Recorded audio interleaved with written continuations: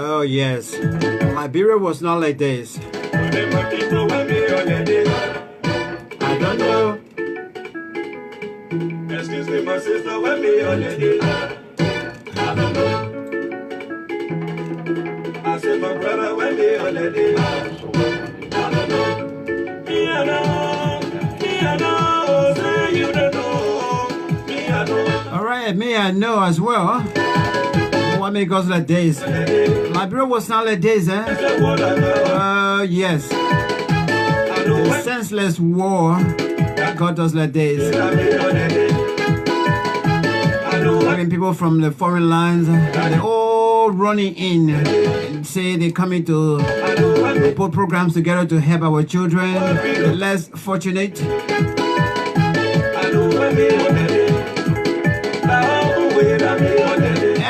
Everyone is just pretending that they are here to help us.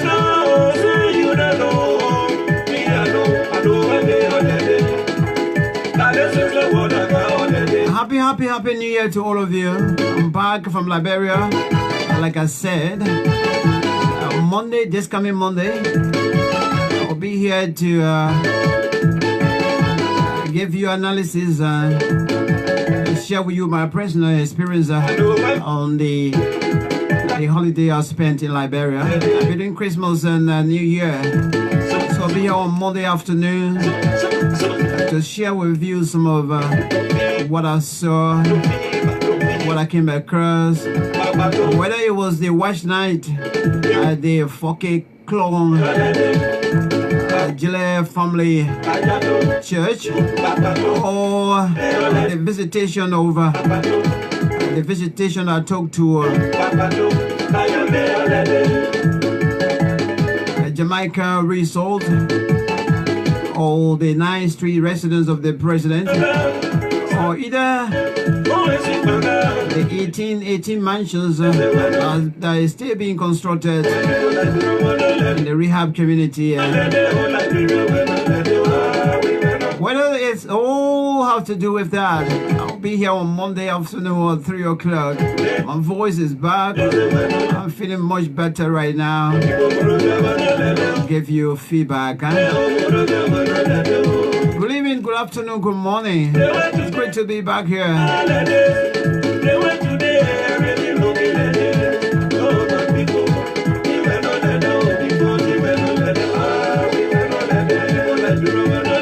Hey God, Liberia was not like this, so God, when we were when I was growing up on Ashmore Street, Dusty Road, man.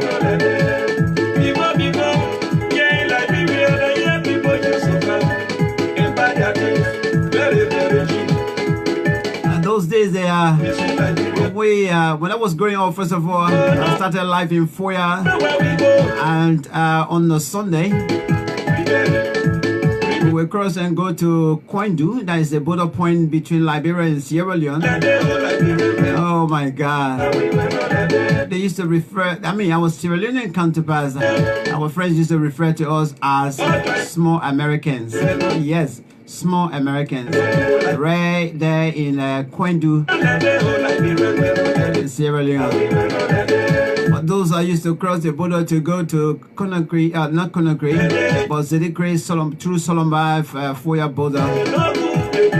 When they go there, we refer to them as small Americans as well. Liberia was not like this, so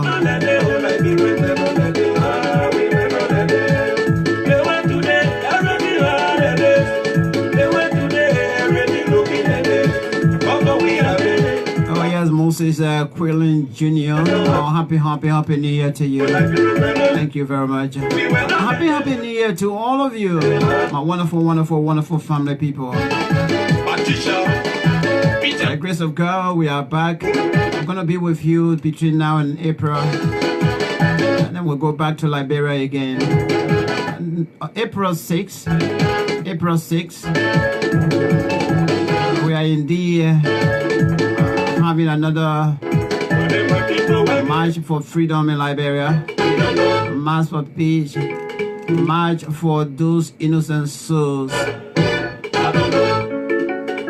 that we lost during this senseless war. So we'll be there on April 6th.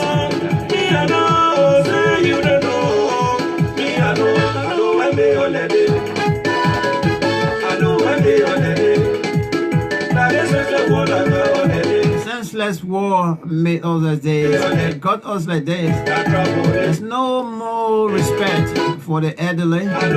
No more respect for one another. We are at the throat of each other. Every little thing we actually respond with anger.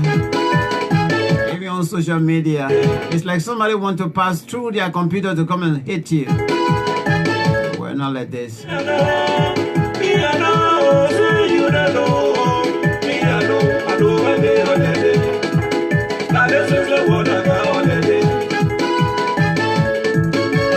Alright, we were going into just to remind ourselves last year, one of the tragedies, I'll refer to it as a tragedy. One of the tragedies last year, the More Than Me Foundation. They came under the pretense of helping our children, disadvantaged children. But right now, it's like we bargained for more than what we didn't want. So we revisit the More Than Me Foundation saga. We watch the documentary and remind ourselves and continue to seek justice for those little children and their parents. We want to know, please, government of Liberia, help us. Where is the case of the More Than Me Foundation? We want to know. Liberia was not like this. Even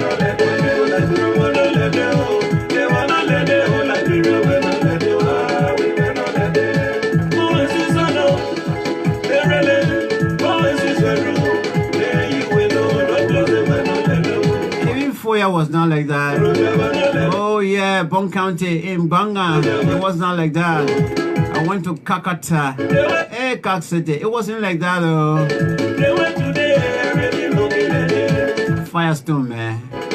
Hey, God, when they say payday in Firestone, smell notice and oh, jubilation, man. My brother was not like that. Go there now and see for yourself. Everywhere we go,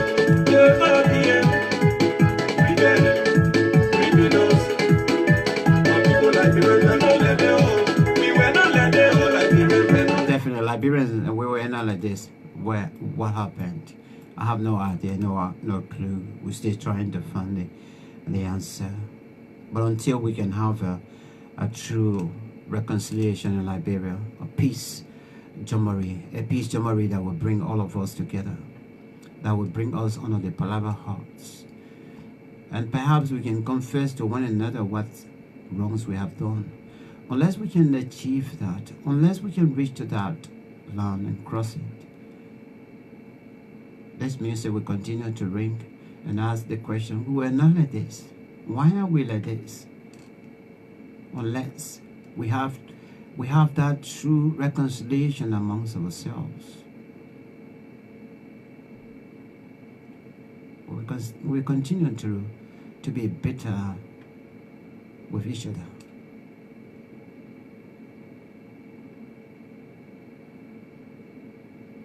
We need to get somewhere as a nation.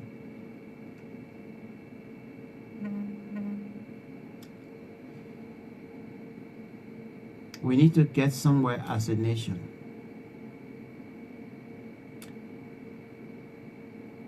What is happening in our land? What is happening in our land?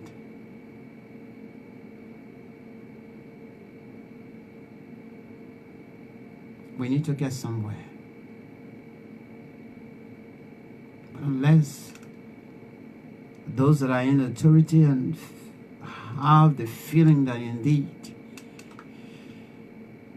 they are truly, truly Liberians, that they love this nation, they love the children of Liberia, that they want to preserve the future of those children, unless they have it planted in their minds,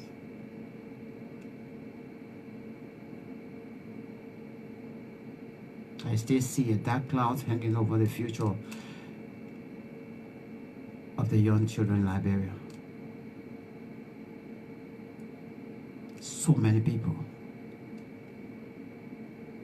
people that are supposed to care for them don't care.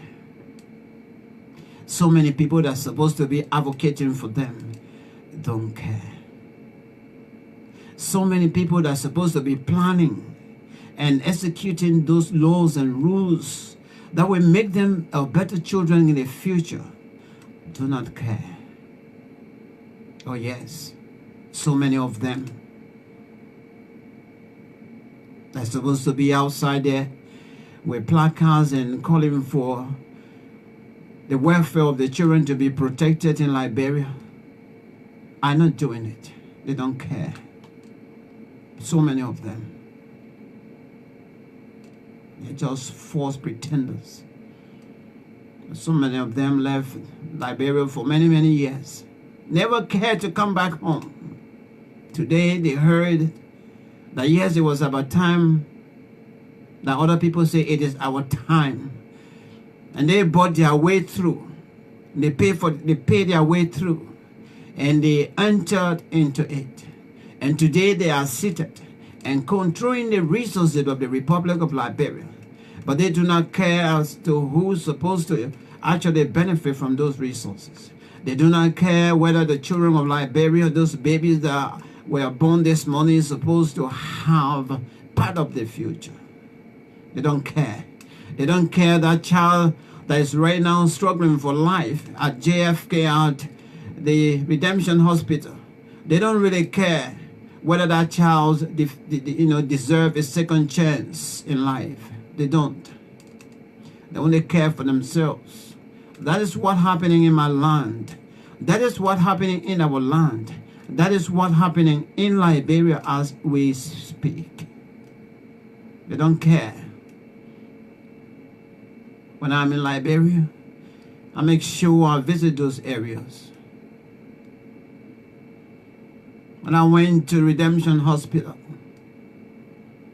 on New Year's Day, I took toys to go and share with the children that were on the walls. Those children that spent their Christmas and New Year. Those babies. Some of them, their parents were sitting by them, their mothers were sitting by their bedsides. And we went there on New Year's Day. I carried toys to share and just give them a sense of hope. Some of them, their mothers shed tears when they saw others there.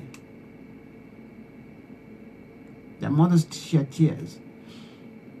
And I remember the mother saying, I never thought that anybody would think about us on this day. Yes, on New Year's Day. And the mother cried and said, I'm not crying because I feel it's a bad thing. But this is the tears of joy I'm sharing. Because I never ever thought that somebody like you would say you are not working for government, you only doing things for yourself. We take up your time and come to the hospital on the New Year's Day when you're supposed to be sitting in your home, when you're supposed to be having fun with your friends and other people. But you took up your time to come here to share toys with these children. I'm sharing tears of joy because I don't even have the thinking that anybody can. Those are the words I heard on New Year's Day when I went to Redemption Hospital. Oh yes. And I know definitely some of these things that gave the children hope as well. But I remember I was standing in the hospital in the corridor there after giving the toys. This little child that has been sitting quietly for many, many hours after she received the toys, and she started playing and started laughing with the mother. And the mother looked at me and said, I don't know what to say to you, my brother, but you have given a new hope to my daughter. She hasn't played like this. I haven't seen her laughing for many hours. Thank you for coming. And as an emotional person myself as well, tears were running down my cheeks. I couldn't believe what I was hearing. And I remember 2017 Christmas as well. I did the same thing. I went around hospital with toys on the same Christmas day.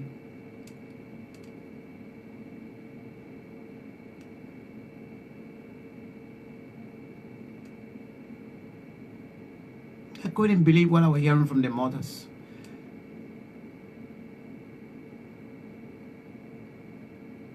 We need to do something, irrespective of whatever condition, whatever state you are in. Just do it for that, your neighbor. You can be in America, you can be in Canada, you can be in Australia. Your neighbor can be all the way there in India. Your neighbor can be all the way in Nigeria. Your neighbor can be all the way in Liberia. Yes. And you can get closer to them. This is a way that we can get closer to them as well. You don't have to go there physically. There are organizations that are doing bits and pieces, like I said yesterday. You can get closer to them and join them and to help. Our people are in dire need. And I heard a story from hospitals, from JFK, from Redemption Hospital. Lack of medication. Right now, as we speak, the Phoebe Hospital is in dire need. It's almost at a near collapse.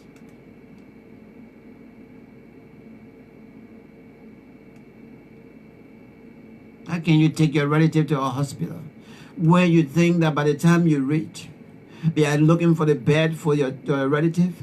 They are looking for drapes to put or to hang over your relatives. They are looking for medication that will bring them back to life. They are looking for medicine that will bring them hope. They are looking for means that they can give a second chance in life. But they turn around, the nurses, the doctors will turn around and ask you, this is what we need right now, and give you a piece of paper. You need to go to the drugstore and get it as fast as you can.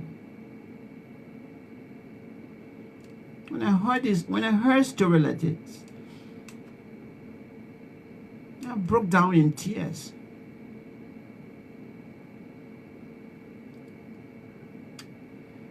Reverend Dr. Akwe, Pastor Akwe Bazi, welcome. Happy New Year to you. I thank God I'm back, and of course I just recovered. I think I recovered fully. There's a little bit of malaria I brought in me.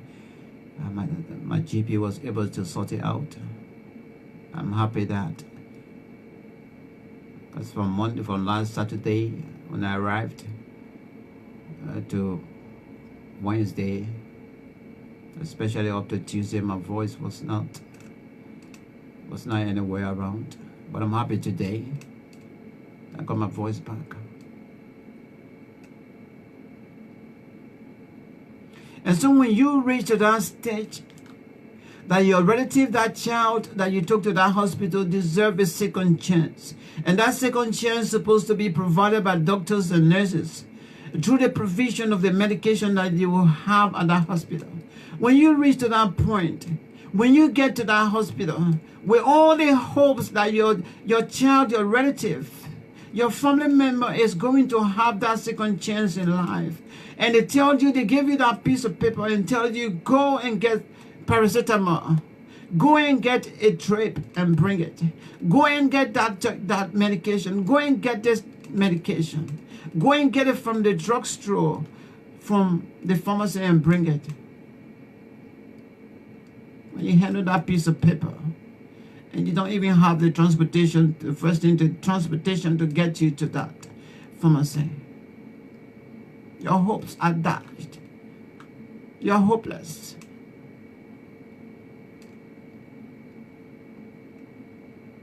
And when we're sitting down, when those of us that can fund the means and go way down there and mingle with the people and get the story and try to help out, when we get these stories and we want to put it forward and actually advance pieces of advice, other people are coming at us and saying that we are criticizing too much. When I sit here and I continue to ask the question, where is the $16 billion?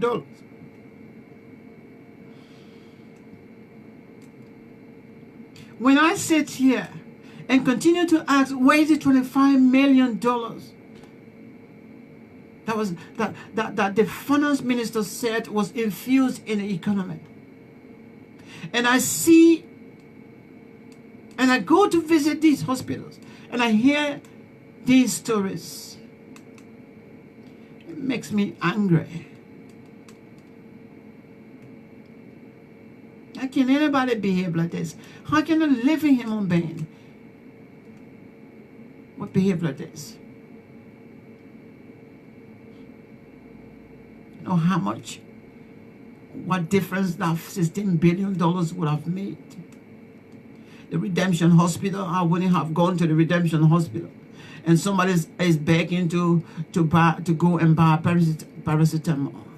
No, I won't go to JFK and somebody is telling me that the mother has given birth, and because they do not have $30 US or $20 US or $10 US to pay to the administration to go home, that they should be held hostage. When that $16 billion was going to be available, perhaps I couldn't be hearing these stories. But so sad. Very, very sad. Some of you, we challenge you. We challenge you. Take off your coat. Some of these days, just take off your coat. Take out the shame face from there. Go to these hospitals. Go to these clinics. Visit them. Sonny White Clinic. Remember 2016, I took some clothes and baby diapers, and I took it there to go and give it to the hospital. The hospital administrator at Sonny White Clinic, they were so happy. The baby mothers that received those clothes that day, they were rejoicing. And today, as I speak to you, before I left Monrovia last week, the administration and the residents of Sonny White, they were appealing to the government to go and remove a garbage dump that is there, blocking the clinic, blocking the entire community there, causing more health hazard when the people cannot even afford to go to hospital and kill themselves. There's huge garbage dump there. Huge. Everybody just dumping just anything they want to dump there. The hospital administration was begging. So we begged the government, we begged the city corporation to please come and take this health hazard from here. Already we are the point of collapse as a clinic. We are struggling to cater to our people. And this huge pile of dirt is here.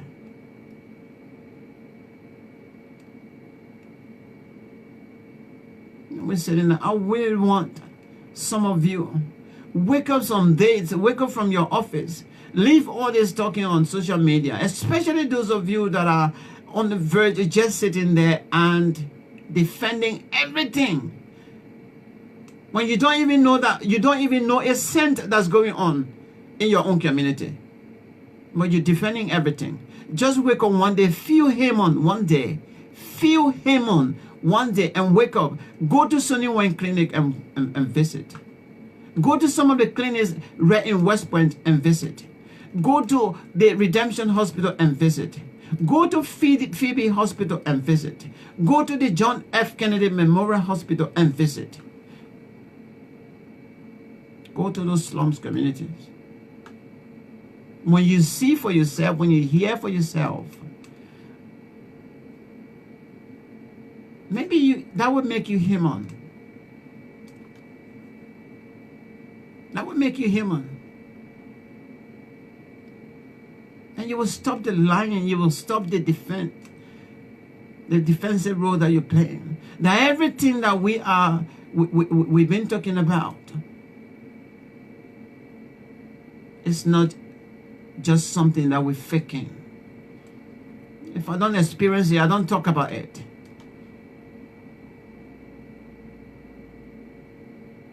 I don't talk about it.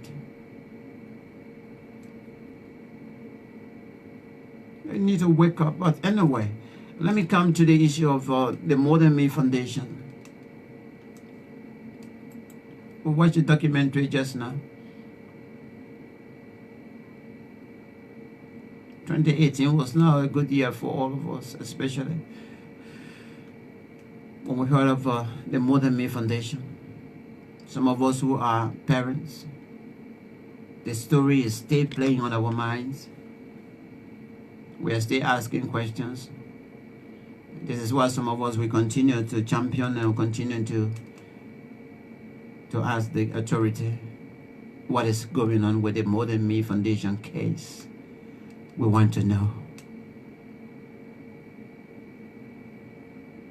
They said they came to help us.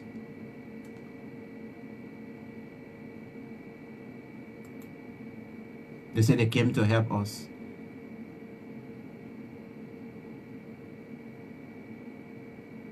We want to know. We want our government to act.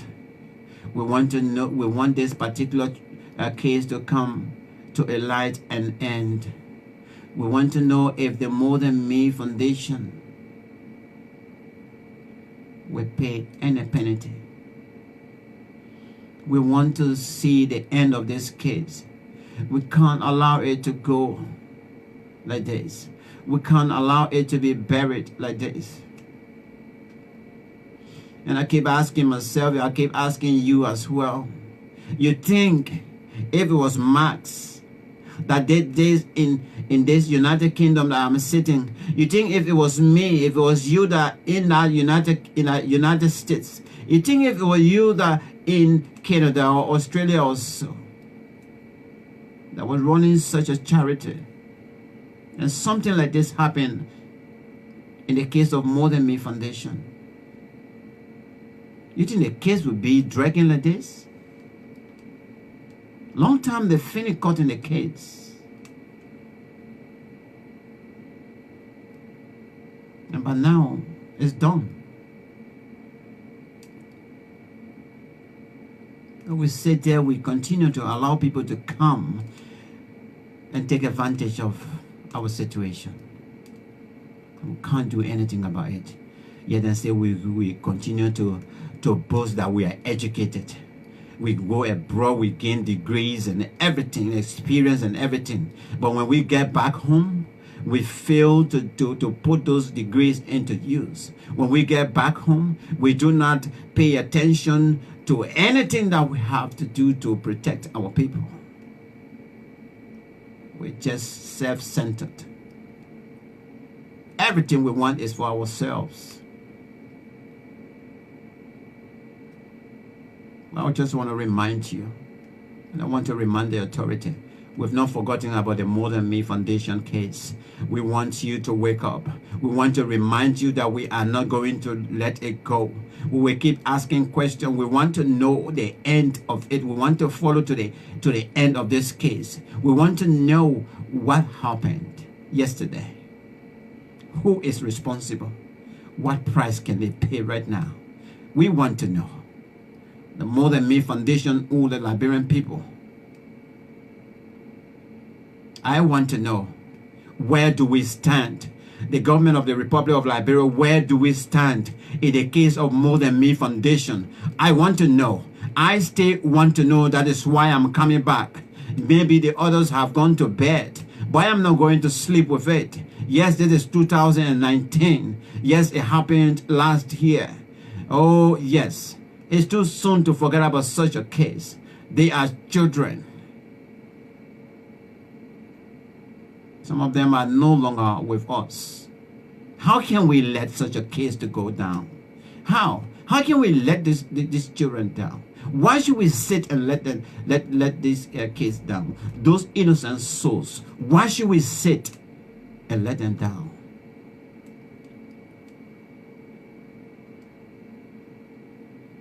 Please do something about it. Mr. Authority of the Republic of Liberia, please do something about this case. The More Than Me Foundation saga. We want to see the end of this case. If you love your people, if you truly, truly love your people, if you care for the children of Liberia, if you want to preserve their future, please, we want to see the end of this case. You know why? You will be sending a very good signal to the rest of the international NGOs that are on the ground working. And you will be sending a signal to them, telling them that you are counter-checking them, telling them that you are balancing and checking them, telling them that indeed they are not on their own. Your eyes are on them. That is the signal you'll be sending if you conclude this case and bring it to the end. But when you leave this case, when you bury this case, you know why? You have buried the interests of the children of Liberia. You've buried them. It will be so sad to see such a thing happening in this land. It will be so sad. Thank you so much. Thank you. Welcome to the program. We're going to watch a documentary. We're just going to remind ourselves, for some of you, maybe this will be your first time because we just became friends during the Christmas period. We became friends on Facebook or so. So you didn't have the opportunity to follow me and to see this documentary. But for other people, yes, you have seen it. You can share it. Let's invite other people to also watch it. Please. The More Than Me Foundation, who the children of Liberia, an explanation. A better explanation. The question why must be answered. Thank you. I'm going to watch the documentary now.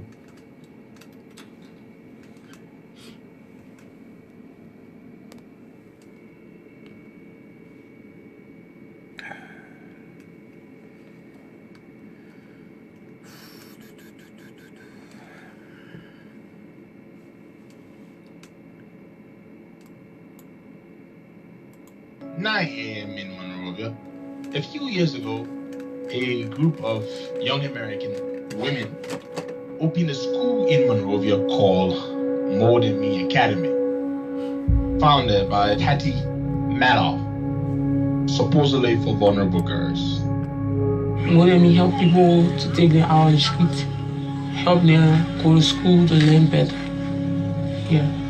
More Than Me change many girls' life. They say should make our dream come true.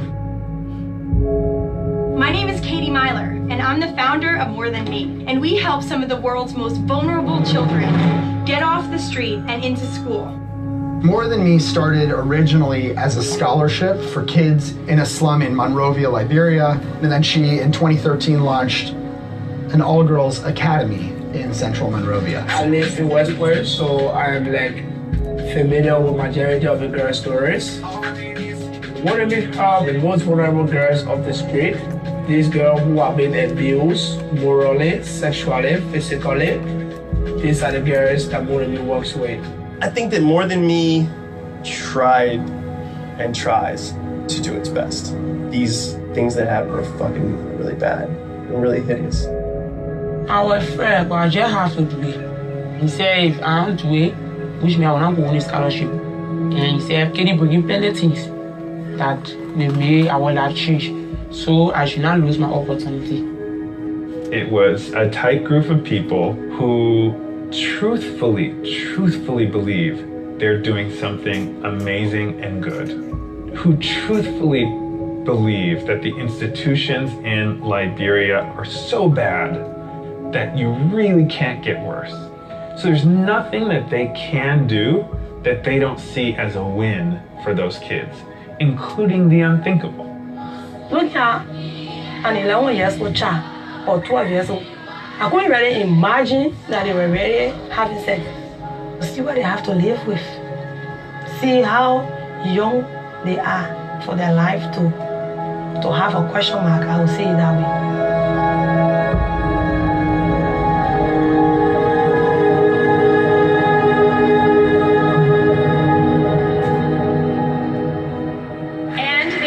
Goes to More Than Me Foundation.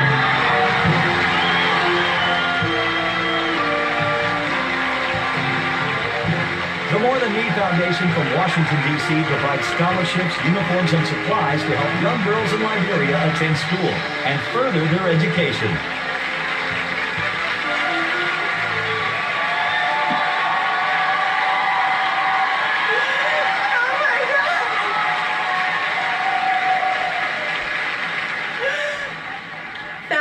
Of you wrote "I am Abigail" on your face. You flash mobbed. You learned how to use Twitter for the first time. And you did this for Abigail. A little girl in Liberia who doesn't have a mom or a dad. A girl who was on the street selling herself at 11 years old because she didn't have a glass of clean water. There should be no little girl forced to work on the streets when her biggest dream is to go to school. It always seems impossible until it's done. Now let's go do it!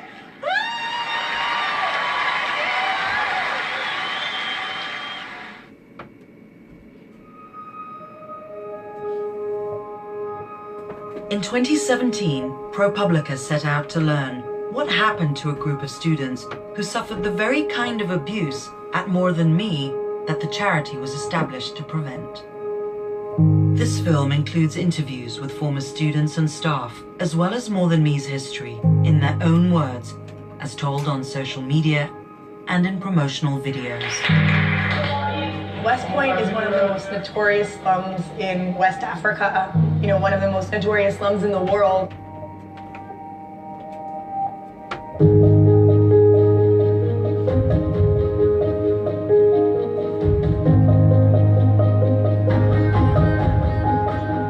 She came playing with children. When she come in the community, she dance, she play.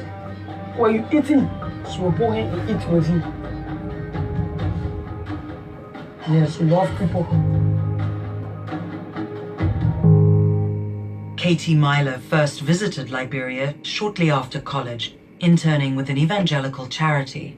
I made friends with all these street kids, and we're drawing, you know, donkeys in the sand, and I'm like throwing their naked children in the ocean. They don't have bathing suits.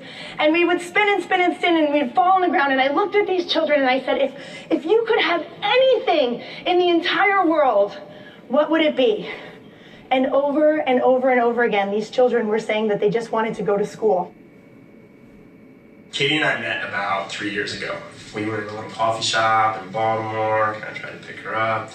And then we had this sort of connection. I don't know, we were these kindred souls, these spirits. Holden Warren was an aspiring filmmaker who met Katie Myler in the early days of More Than Me. I got a camera, and I followed Katie around. I followed her to the States. And just to try and understand why she risks so much, why she does so much. But let me let her tell you right now. I have sweated and donated my eggs and stuck myself with needles, and I've gone to medical studies, and I have, you know, my mother has like looked at people at my dinner tables, like all types of criticism coming from every angle. And, you know, it just, you get there to West Point and you see the girl. And it's just like everything we've been through is like a bed of roses. Katie has this ability to like do things that other people would be really scared to do. Katie's not a person that you meet and you forget. And she comes off you as somebody who's very gritty and very authentic. My parents got divorced when I was 6 years old, and my single mother of 3, she worked the overnight shift at a Lipton tea factory making minimum wage. There was a lot of drugs and abuse in my family as well. And the way that I escaped a lot of that was I got really involved in community service. Katie kind of forces you to like her. She's very in your face, and I think with More Than Me, it was kind of like, hey, I'm gonna put this African child in front of you, and are you gonna do something about it? She's a preacher, she's an advocate, that's what Katie Myler is. Is she an educator? No, she's none of those things. She's never run a school or done any of that stuff.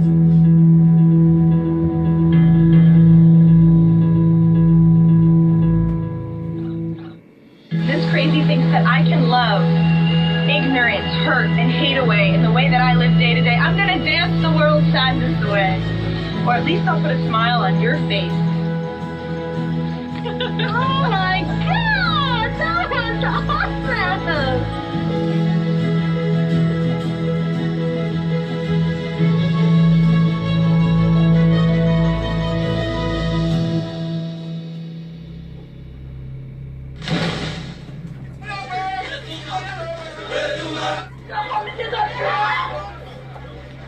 More Than Me was founded in the aftermath of 14 years of conflict that tore apart Liberian society.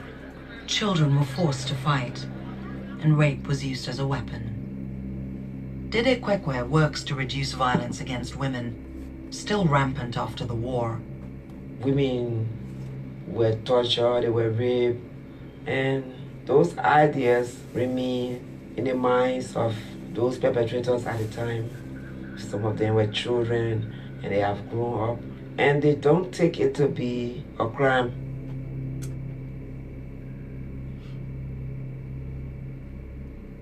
Welcome to my beautiful country, Liberia. My name is Macintosh M. Johnson. This is West Point. Katie Myler met Macintosh Johnson a few years after the war ended, when he showed her around West Point. At that time, he organized sports for children on the beach. And he'd play with the kids, and they'd all gather around. He was out in the streets. He showed me where the kids were. They're sleeping under canoes. He walked me through the whole place. I met all the prostitutes. And they were all like 10, 11, 12, you know. They all kind of knew him and hung around with him.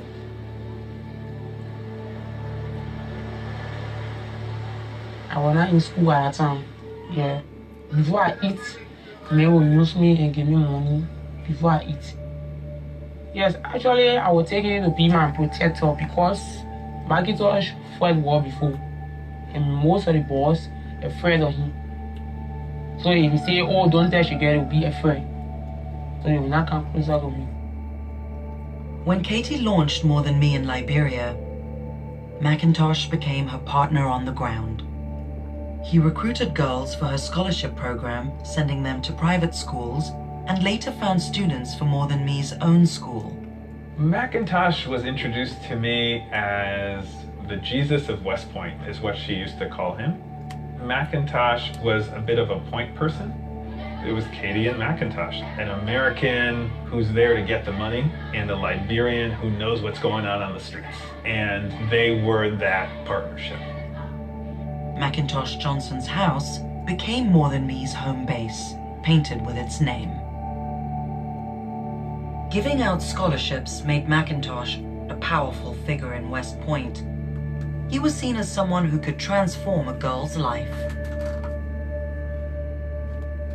While Macintosh worked in West Point, Katie raised funds in the US for most of the year to pay the girls' school fees.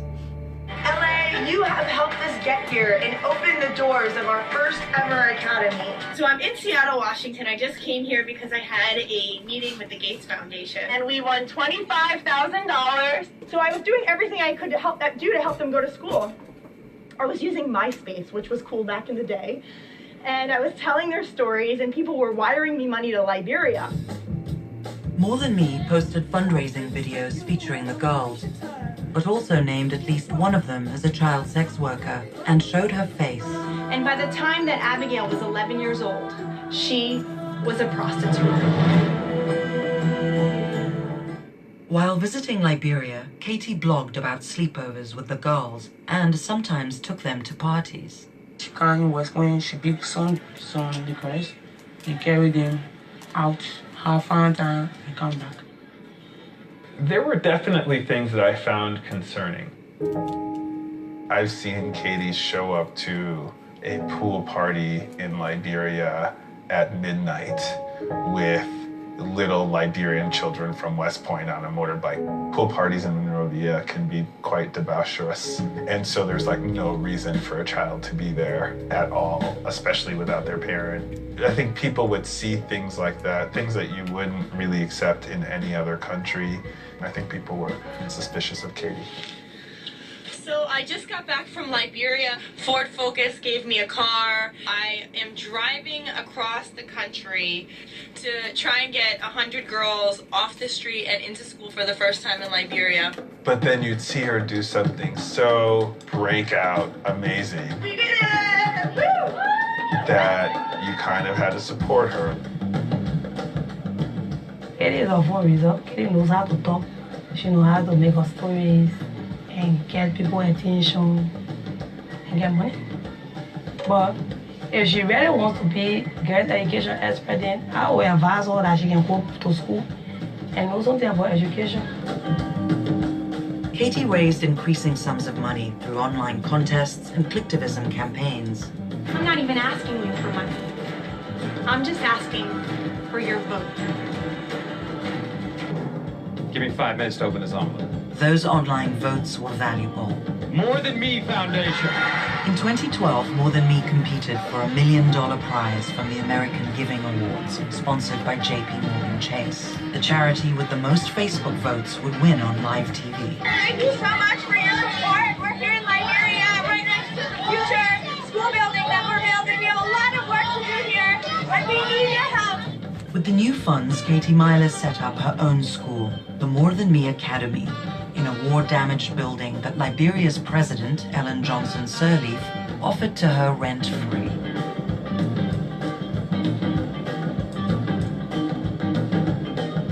And this was literally the happiest day of my life. Okay.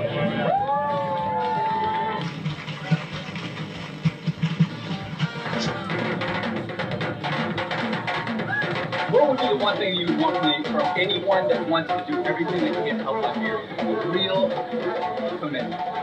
To expand Katie Mayer's initiative to as many communities as possible and get all those young girls in school learning to become good professionals. The fanfare of the opening day gave way to a hopeful, if chaotic, first school year. More Than Me students would be taught, in part, by international volunteers who were asked to raise $10,000 to participate. And I don't think a lot of them were actually teachers, were actually trained teachers. More Than Me is at an incredible stage of its own organizational development. It has come so far from when Katie's Dream started in 2009. Michelle Spader was More Than Me's program director when the academy opened. You own your job. There's no director, there's no manager, there's no person. You do what your heart is telling you to do for yourself, but most importantly for our students. This really could have been the beautiful story that we hear if we had just tightened the organization up. There was an ignorance around how badly things could go if the right structures, governance weren't in place. I think many of us carry different levels of responsibility inside of this, and I hold myself very accountable for that.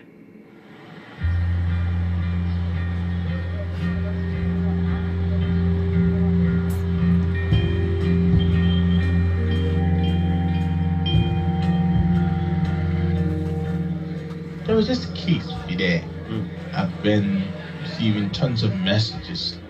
There's talk of systematic sexual abuse. It has been discovered that 10 of these girls, these vulnerable girls who are attending this school, More Than Me Academy, ages 12 to 16, have complained of being repeatedly raped on the premises of the school by a man named, allegedly raped by a man named Macintosh Johnson.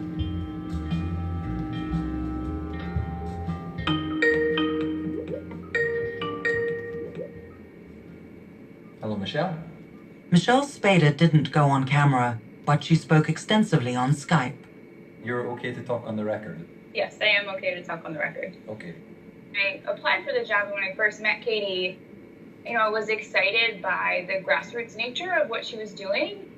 Another theme is kind of like growing pains, right? Of like kind of taking this organization from a place where there were slumber parties and parties and anyone could be at Macintosh's house at any hour to, what does opening a school and introducing policy and all this stuff. But I think the hard thing is that stuff can't happen just like overnight. Michelle Spader recruited Iris Martor, a registered nurse with years of NGO experience, to be the first school nurse. She was later promoted to program manager. I realized that most of the children, even though they were very young, but they were sexually active. Because a lot of them were coming to the clinic with STI, signs and symptoms of STI. Iris first learned of sexual abuse at More Than Me when a student came to the school clinic.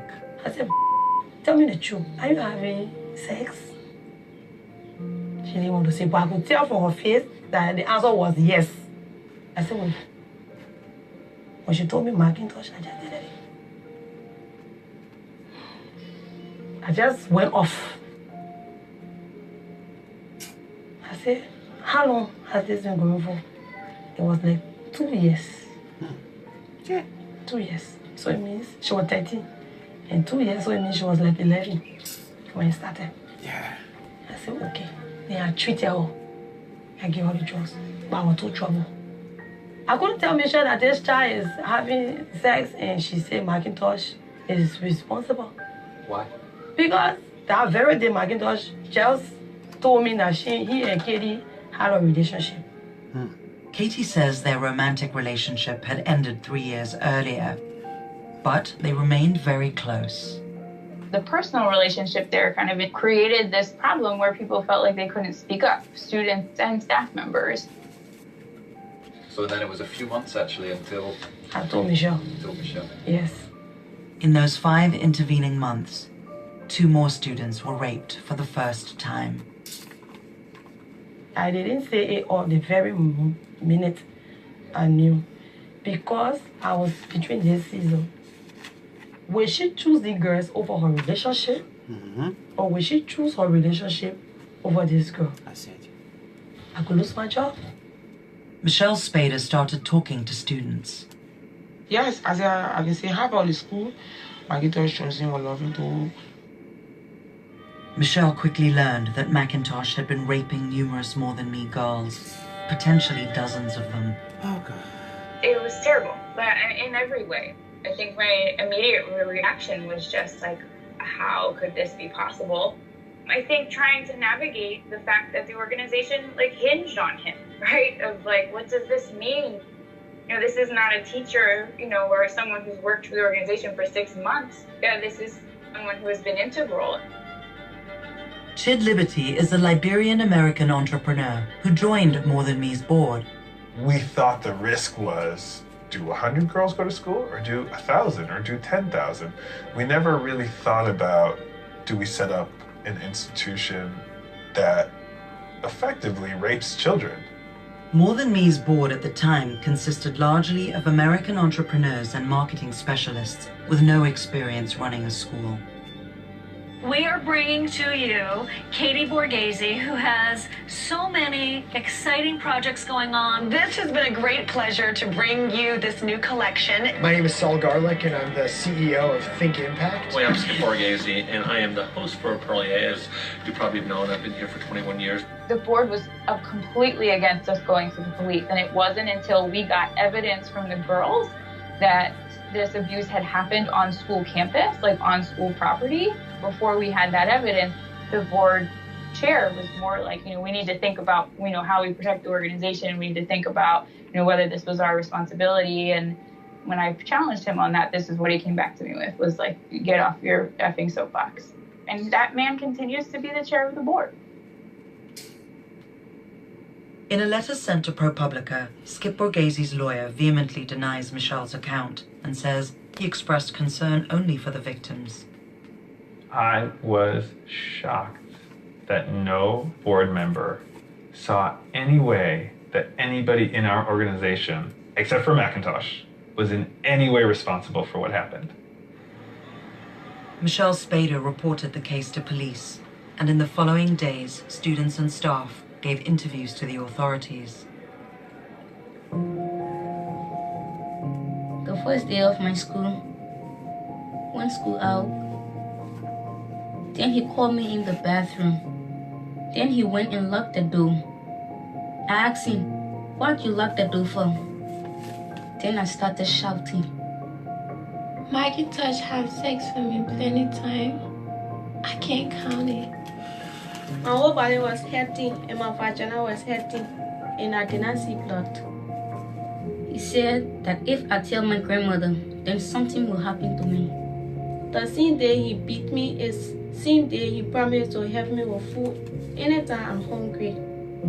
He never used condom that day. He been doing it until I got pregnant. When I told him, he said I should take it out. And I said, I don't want to die. He then say, if you don't take out the belly, he will take me from the scholarship and say he don't know me. On June 16th, 2014, Macintosh Johnson was arrested and taken to jail. More Than Me moved most of the girls who accused him to a safe house for their own protection. The day after the arrest, I thought that I was poor. Katie Myler took the stage in New York. I got a phone call, like, oh my God, the worst things happened, I'm so freaked out. She was that day or the following day going to speak to the Forbes 400. And you're basically giving a speech to 400 of the wealthiest people in the world about the work that you're doing. I fixed this building up with our team, and the building is now, we now have the best school in Liberia. She said Macintosh has raped some of the girls. And it's really bad. And I'm like, okay, well, what do you mean it's really bad? And I think she might have said it was like a third of the girls or every girl over the age of 11 or something like that. My reaction was like, yeah, that is really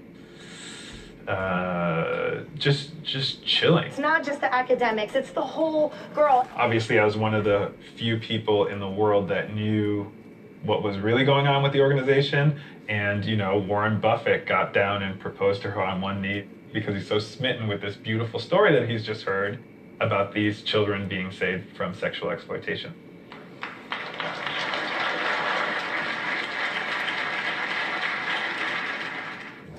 So how did it make you feel when Macintosh Johnson ends up arrested and accused of the rape of as many as 30 girls? Shitty. I don't know, it was one of those things where you were like, fuck, that's not surprising, all of a sudden. And all of a sudden you're like, and you remember, oh yeah, we asked him about that, and and it didn't, and... In fact, long before the school was built, there were rumors about Macintosh Johnson and young girls. And according to Shikeri, Macintosh's first wife accused Macintosh of sleeping with the girls. And it was the reason why she was leaving Macintosh. Michelle Spader gave a similar account when she first reported Macintosh.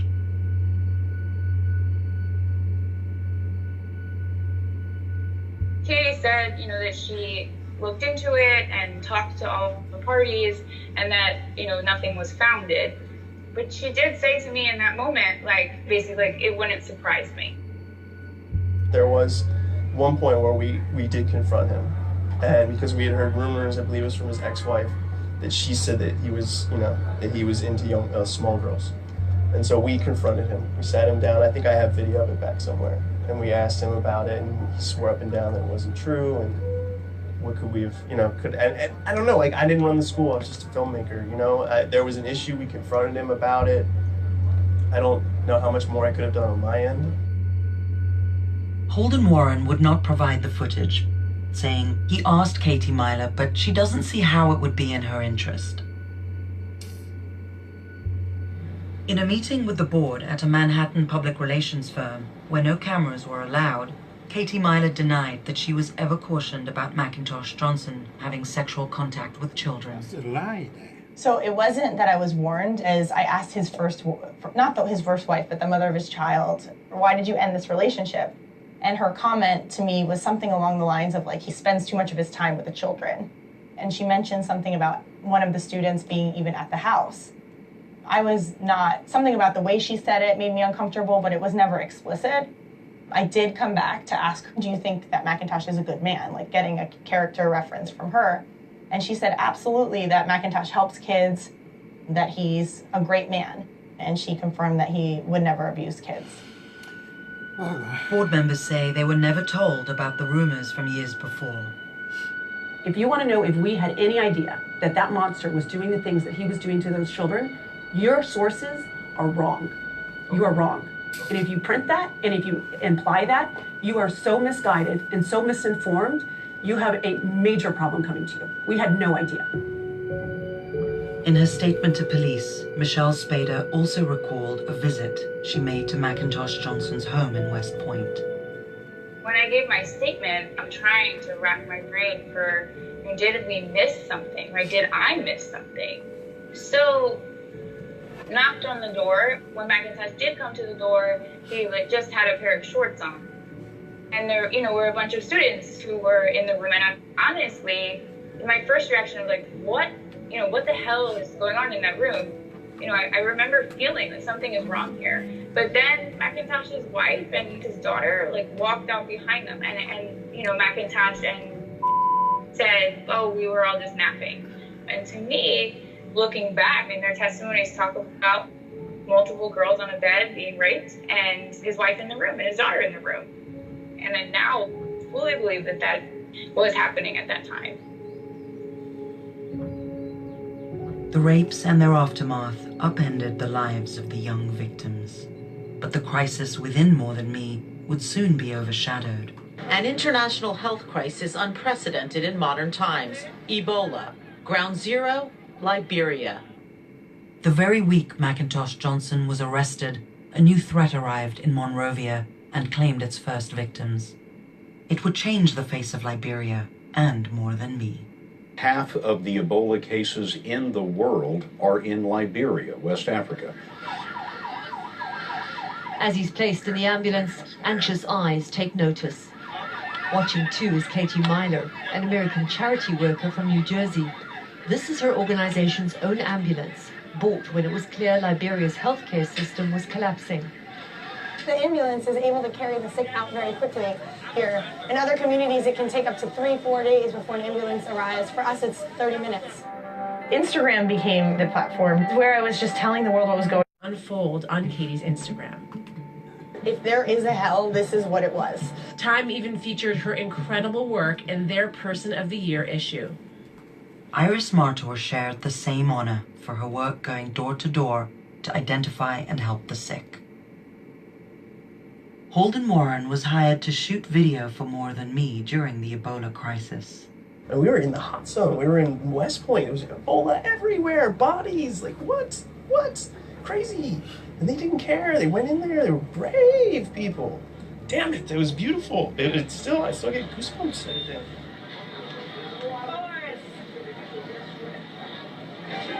We're going to the place at the holding center of redemption. There's some children there who are orphaned and dying alone by themselves, so we're trying to make them happy. So at least they will die knowing they were loved. And maybe these things can lift up their spirits and keep them alive longer.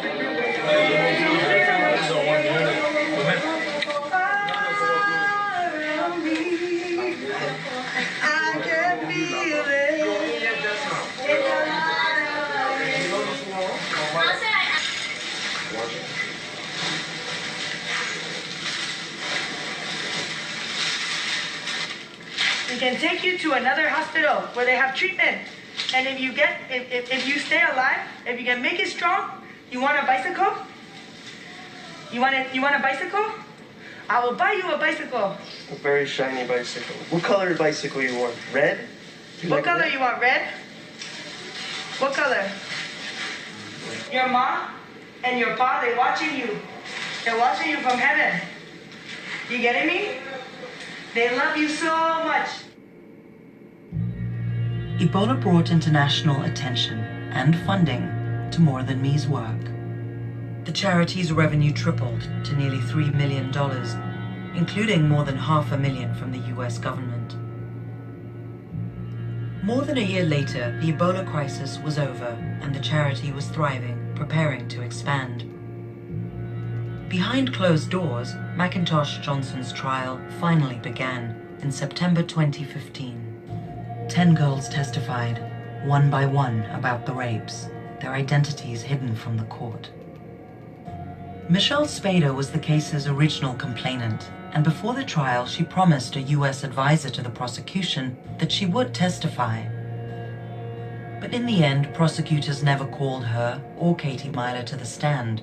In the courtroom, the defense made much of their absence. They were the people who accused the men of raping the girls.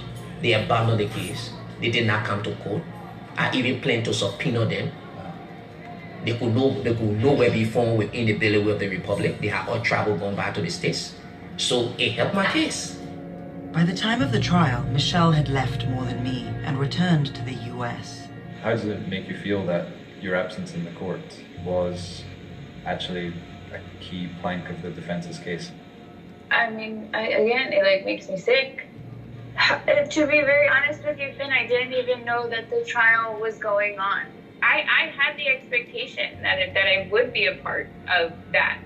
Anyone in that organization, anyone in the sex crimes unit, all those people knew that I would be there in a heartbeat.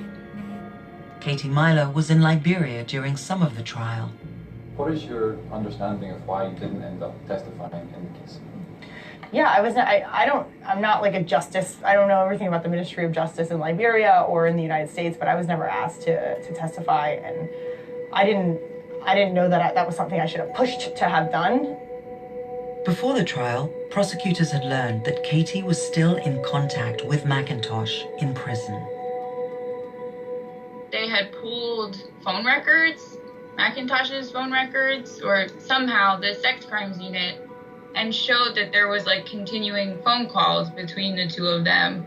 And so I remember having a conversation with Katie of this cannot continue. But I mean, it was just really obvious throughout this whole process that the conflict of interest there was just too big. Without any of the Americans testifying, it was the girls' words against Macintosh.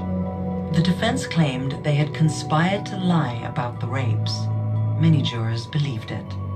The jury hung 8-4, just short of Macintosh Johnson going free. More Than Me's leaders tell the story differently. One of the biggest challenges is sexual exploitation, right? The rape rates are extraordinary, and the level of justice is, terrible. So even at More Than Me Academy, we had a rape. We had a staff member who had raped kids, and that happened in the very first year of the school, and when we found out, we threw him in jail, and he ended up dying in jail. Saul Garlick left out important facts. The girls would never see Macintosh Johnson retried because he died in custody with AIDS. After he was arrested, I heard rumors that he's sick. In 2015, 2 students fell seriously ill. They had been named by classmates as rape victims, but denied it. The school had them tested, and both were HIV positive. Although nearly a quarter of More Than Me students had been identified as possible victims, the charity only tested the trial witnesses. One of them also had HIV. More Than Me says that all the students had access to free medical treatment and that HIV awareness was part of their education program.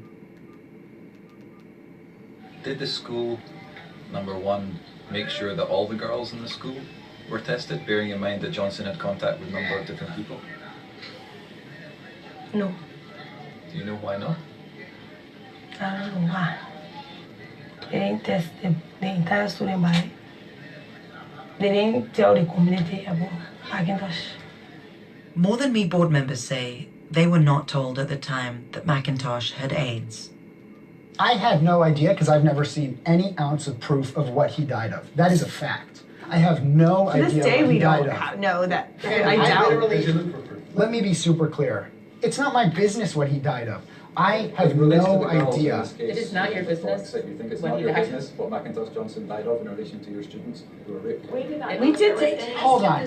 We tested the students, and I will say, do you not Yeah. realize the Our backgrounds of some of obligation these is to the students that come girls, from? not to knowing Yeah. Macintosh's cause of death. It took only a quick visit to a government official and a couple of emails to confirm that Macintosh had AIDS. The organization is at fault here. They decided to help. Maybe initially their intention was pure, but the person who you use to do the recruitment, if the person did anything wrong, you are held responsible. If Liberia were other countries where parents are highly educated and know their rights, more than me could be sued. Yes, definitely. For their children's illness. Yes.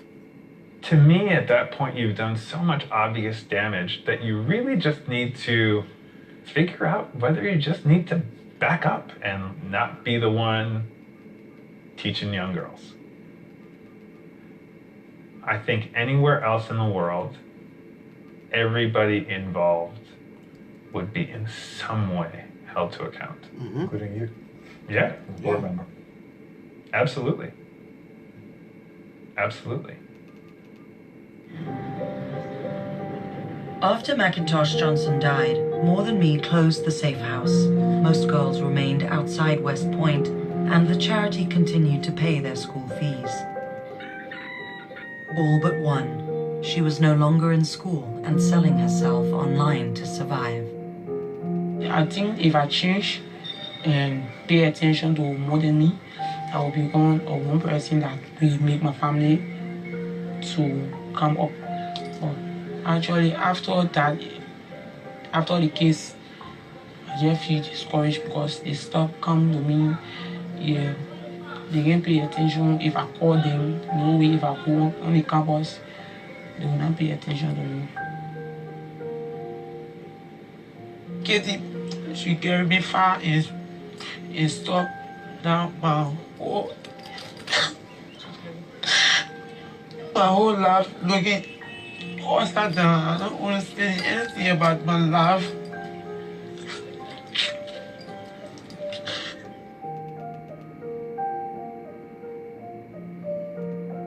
If I told you that, and I met one of the students, and that student basically feels that she is nobody, and that she wishes that she'd never gone forward in the case, because at least Johnson looked after her, and now there's no one to look after her. How would that make you feel? I mean, terrible. I mean, that means that we have failed these young women who had such strength to come forward and tell their story. But I mean, it doesn't surprise me. I don't think there's this deep sense of responsibility from the organization that, you know, you owe these girls something for what they went through. I don't believe that that's there. I think that it should be.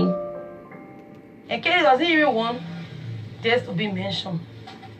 She feels that the case became an embarrassment to her prestige. You know, there are a lot of times people come from outside and they underestimate the power of Liberians. They think that we are all stupid people with little or no education, and our system is fragile and it can get away because their skin is white. That's why Katie feels. But it's not true. Iris Martor left More Than Me in 2017, but the charity star has continued to rise. We're live, and we're here with an incredible woman, Katie Myler, and you want to just sit down, please. Katie has started these More Than Me academies in Liberia. She's from New Jersey. She went to Liberia and decided she wanted to change the entire education system in Liberia. What? So after Ebola, Katie got the ear of the Minister of Education. I know that Katie played a frontline role during Ebola. And wanted to do similarly for the education sector. And so here we are looking to expand, and 500 schools would be about 20% of the education system. We have a big dream of reaching 500 schools in the next 4 years, but we can't do this without you. We live and breathe for these children.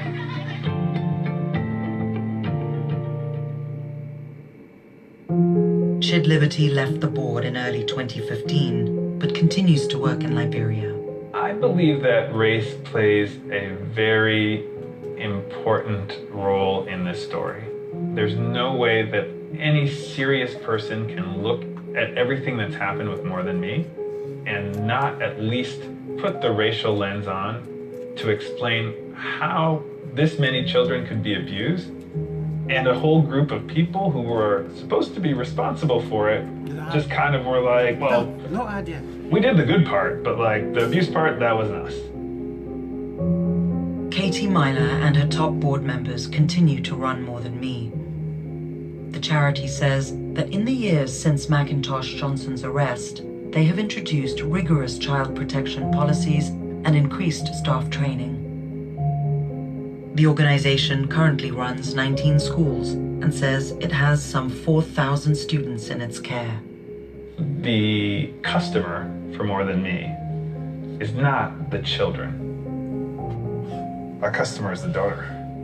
And our customer has no idea what's going on with kids in Liberia, nor do they really care. What makes our customer feel good is to get a video, to get a link, to read a website, to go to a party, and to say, I support Katie Myler. Do you know Katie? Oh, I know Katie. And so as long as the beneficiary is separate from the customer, at the end of the day, what else is the customer getting but a story? More Than Me is about the way we live our lives each day, the way we care for each other, and take the time and love with our lives. We're living for something greater than just ourselves every day, no matter where we're at.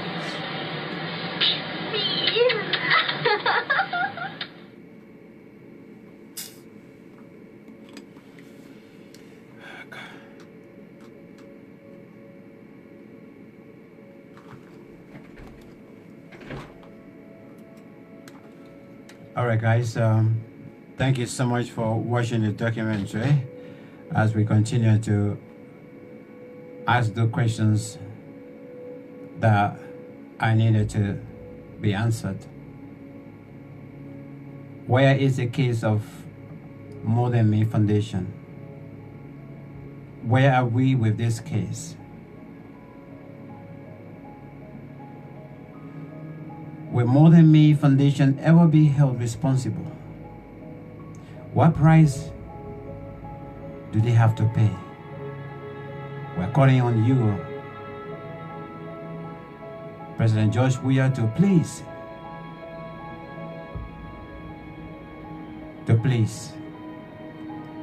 help us to bring an end to this case.